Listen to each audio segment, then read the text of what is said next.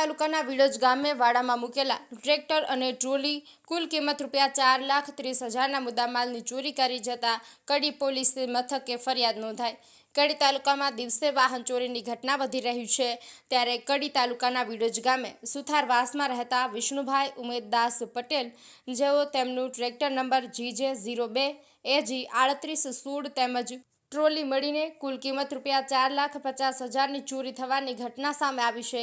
ગઈ તારીખ 30 સપ્ટેમ્બરના રોજ સાંજે આઈસર કંપનીનું 2010નું મોડલ ટ્રેક્ટર તેમજ ટ્રોલી તેમના વાડામાં મૂકેલું હતું, જે રાત્રિ દરમિયાન કોઈ અજાણ્યા ચોરી સમૂહ ચોરી ગઈ અને માલુમ પડતા તેમને આજરોજ એટલે કે 9 ઓક્ટોબરના રોજ કડી પોલીસ મથકે અજાણ્યા ચોરી સમૂહ વિરુદ્ધ કડી પોલીસ મથકે ફરિયાદ નોંધવામાં આવી હતી।